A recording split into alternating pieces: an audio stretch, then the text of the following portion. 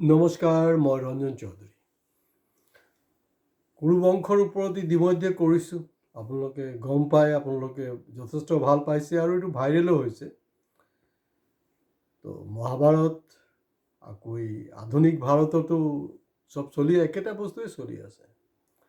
এতিয়া আজিৰ বিষয়টো বহুত গুৰুত্বপূৰ্ণ। ছুটি ভিডিঅ' শেষলৈকে শুনিব আৰু লগতে আপোনালোকে লাইক কমেণ্টছৰ লগত কিন্তু ছাবস্ক্ৰাইব কৰিবলৈ প্লিজ নাপাহৰিব। এতিয়া মূল কথাটো হ'ল, আপুনি চাব মানে বিজেপিৰ যিবিলাক বংশধৰ বা কংগ্ৰেছৰে হওক বাৰু একো নাই, বিজেপিৰটো অলপ বেছি হৈছে যিহেতু তেওঁলোকে শাসনৰ গাদীত আছে, নেচাৰেলি তাত উৎপাতটো বেছি হ'ব। মানে নিজ বংশৰ মানুহে নিজ বংশৰ মানুহ বুলি ক'ব লাগিব, নেতাটো বাহিৰতে, বংশটো একেটাই ন, DNA টো একেটাই। মানে এই নিজৰ বংশই নিজৰ বংশকে ধ্বংস কৰিব বিচাৰি আছে। কোন অৰিজিনেল কোন ডুপ্লিকেট বিজেপি সেইটোৰ লগত কোনো কথা নাই, সেইটোতো সময়ে ক'ব, দেখা যাব। কিন্তু দেখা গৈছে এই যে বিসম্বাদ এনেকুৱা এটা চূড়ান্ত পৰ্যায়কে পাইছে যে মানে ধৰি লওক এনেকুৱা তেওঁলোকে ষ্টেটমেণ্ট দিছে, না ঠিক আছে হ'ব বাৰু, যি হ'ল হৈ গ'ল। কিন্তু চাওক, মানুহ হয়, তেওঁলোক ভগৱান নহয়, সেই বস্তুটো মনত থ'ব।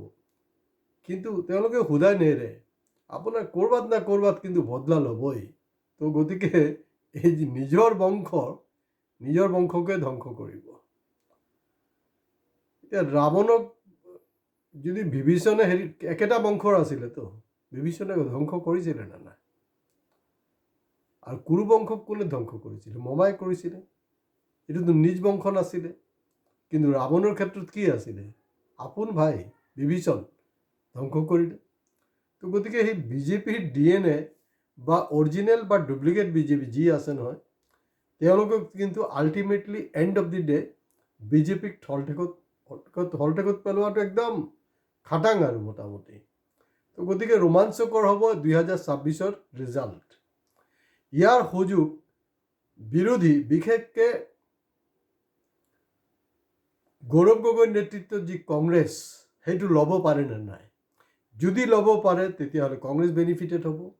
যদি ল'ব নোৱাৰে তেতিয়া বাবাজী কা ঠুল্লু 2031লৈকে বহি থাকিব লাগিব। আৰু জমনি হ'ল, মানে বুজন দিয়া হৈছে কেনেকৈ, এইটো চাওক, অতুল বৰা, কি অতুল বৰা 1 না 2, অৰিজিনেল না ডুপ্লিকেট নাজানো। সেইটো আকৌ অতুল বৰা দুইজন আছে নহয়, বিজেপিৰ এজন আছে, AGPৰ এজন আছে। দুটা একে AGPৰ মালে আছিলে, একেটা বংশৰে আছিলে। তেখেত কৈ আছে যে না, মোক আশ্বাসন দিছে 2029ত নাকি তেখেতক গুৱাহাটী পাৰ্লামেণ্ট চিটটো দি দিয়া হ'ব। আৰে কি যে ৰাজনীতি কৰিলে নহয়, অতদিনে মানিব লাগিব দেই। 2029লৈকে তেওঁ জীয়াই থাকে নে নাই, সেইটোৱেতো ডাঙৰ কথা। নাকি তাৰ আগতে তেওঁৰ মৃত্যু হ'ব? মৃত্যু নহয়, এইটো সত্য হ'ব পাৰে, দেখাত লাগিব যে মৃত্যু হৈছে। তেনেকুৱা কিন্তু বিজেপিৰ যদি গোটেই অল ইণ্ডিয়া ট্ৰেক আপোনালোকে চালি জাৰি চায়, প্ৰমোদ মহাজনৰ পৰা আৰম্ভ কৰি একদম গোটেই যদি চালি জাৰি চাই চাব, বিজেপিয়ে কিন্তু প্ৰয়োজনত বিজেপিৰ নেতাক মাৰি পেলায়। তো গতিকে অতুল বৰা সপোন দেখি আছে, মুঙিৰীলাল কি হাতীন স্বপ্নে, এতিয়া নাই, এইখনে হৈ গ'ল বাৰু। কিন্তু হয়, তেওঁৰ টেঙৰ, তেওঁ একেবাৰে অকৰা তেনেকুৱা নহয়, তেওঁৰ টেঙৰ, কিন্তু তেখেতো টেঙৰ। আৰু প্ৰতিটা 126টা সমষ্টিৰ ক'ত নিজ বংশৰ মানুহে মানে নিজ বংশকে ধ্বংস কৰিব, সেইটো মই বহলাই ক'বলৈ নাযাওঁ, কাৰণ বহুত দীঘলীয়া ভিডিঅ' হ'ব আপোনালোকে। কাৰণ আমাৰ ছাবস্ক্ৰাইবাৰ, আমাৰ ভিউৱাৰ্ছ অসমৰ 126টা সমষ্টিতে নহয়, ভাৰতবৰ্ষৰ বিভিন্ন চুকে কোণো আছে, তেওঁলোকেও ফ'ল' কৰি আছে। হয়, চিম্পলি তেওঁলোকে কি কৰে, কোনোবা বুজি নাপালে সেই লেংগুৱেজখন AIৰ যোগেদি হেল্প লৈ তেওঁলোকে সেইটো বুজিবলৈ চেষ্টা কৰে, আৰু বুজি আছে, নুবুজা নহয়। তেতিয়া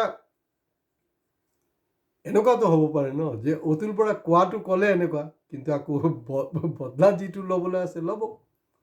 এতিয়া আমাৰ ৰাইজৰ দলত গৈ কোন সোমাইছিলে?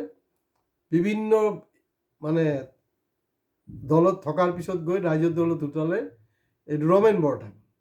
এতিয়া লাষ্ট যোনটো পজিশ্যন পালোঁ, সেইটো তাতো নাকি অখিল গগৈ তাৰ লগত গাদ্দাৰি কৰিলে। এই ৰমেন বৰঠাকুৰ যেতিয়া মানে দোদল্যমান এটা অৱস্থা, তেওঁ মানে TMCলৈ গ'ল, তাৰপিছত আপোনাৰ হেৰি বেলেগ বেলেগ পাৰ্টিত যাব, আম আদমিৰ পাৰ্টিৰ অফাৰ আহিলে, তেওঁ মোৰ ঘৰলৈ আহিলে, সেৱা এটা জনালে যে না আপোনাৰ পৰামৰ্শ ল'বলৈ আহিছোঁ, এনেকৈ এটা চূড়ান্ত সিদ্ধান্ত ল'ব বিচাৰিছোঁ, আৰু মই যোনটো পাৰ্টিত জইন কৰিম এতিয়া তাৰে মানে মই চুপ্ৰিমো হৈ থাকিম। মই ক'লোঁ চাওক, চুপ্ৰিমো আপুনি হ'ব নোৱাৰে, আৰু আপুনি মোৰ ওচৰলৈ পৰামৰ্শ ল'বলৈ কিয় আহিছে? পৰামৰ্শৰ দৰকাৰ নাই নহয়, কাৰণ আপুনি অতি জ্ঞানী, অতি চালাক মানুহ, ডিচিশ্যন আপুনি ল'ব। মিছাকৈ মোক উইটনেছ কেলৈ বনাই আছে? কাৰণ আপুনি নিয়ন্ত্ৰণ কৰিব নোৱাৰিব, চব বস্তু কিন্তু দিল্লীতে নিয়ন্ত্ৰণ হৈ থাকে। তেখেত তেতিয়া আম আদমি পাৰ্টিটো অফাৰ পাইছিলে ৰাজ্যিক সভাপতি, তো সেইটো লোৱা নাই। কাৰণ কি, তেতিয়া এই বাগানীয়া, সেইটো তেওঁ বাগানীয়া বুলি কৈছে, আৰু মনোজ ধানোৱাৰ সি থকালে বাগানীয়াৰ লগত একেলগতে কাম কৰিব নোৱাৰোঁ। এনেই আকৌ বাগানীয়া বৃহত্তৰ অসমীয়া জাতি গঠনৰ প্ৰক্ৰিয়াৰ অন্যতম অংশীদাৰ বুলি কৈ থাকে, কিন্তু অন্তৰ পৰা বাগানীয়াক এতিয়াও সৰহভাগ অসমীয়া মানিব পৰা নাই তেওঁলোক অসমীয়া বুলি। এতিয়া লাষ্ট কথাটো এনেকুৱা যে তেওঁৰ লগতো বিট্ৰে হ'ল। তেওঁ বুজি পাব লাগে, তো ইমান তই কিমান টেঙৰামি কৰিবি? অখিলটো আৰু বেছি টেঙৰ হয়।